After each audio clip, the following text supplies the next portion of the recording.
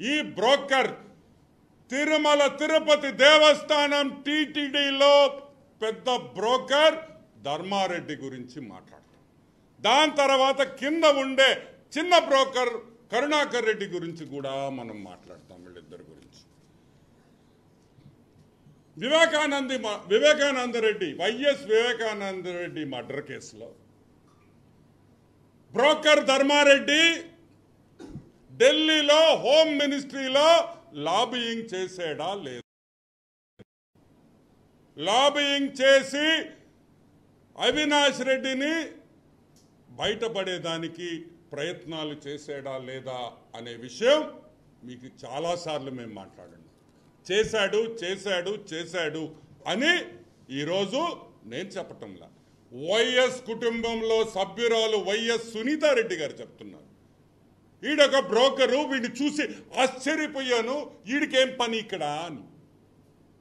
ఈడికేం పని ఇక్కడ అంటే వైఎస్ జగన్మోహన్ రెడ్డి వైసీపీ పార్టీకి ఒక బ్రోకర్గా ఒక డలారీగా పనిచేసిన ధర్మారెడ్డి అని కూడా మీకు మనవి చేస్తున్నా.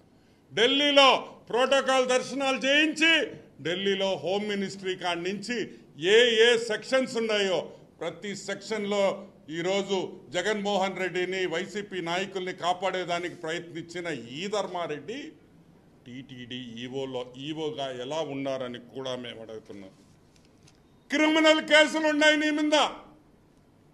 ఢిల్లీలో ధర్మారెడ్డి మీద క్రిమినల్ కేసులున్నాయి. నేను బయట పెట్టా. అందరికన్నా ముందర బయట తీసిన విషయం అది, నేను తీసిందే.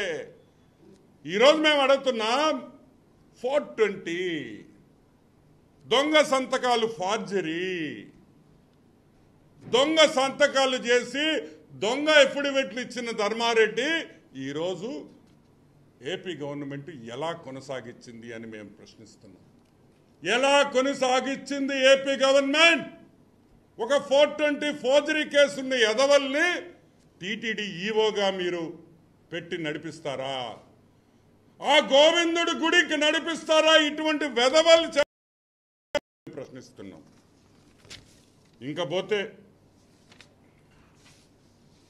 Pink diamond, the pink diamond, ఏ పింక్ డైమండ్తో హిందూ ఓట్లన్నీ మార్చేశారో 2019లో ఆ పింక్ డైమండ్ రమణ దీక్షితులు గారు స్వామివారి దగ్గర పనిచేస్తున్నారు కాబట్టి, ఆయన ఒక బ్రాహ్మణుడు కాబట్టి నేను చాలా మర్యాదగా స్వామివారు రమణ దీక్షితులు అనే పిలుస్తాను.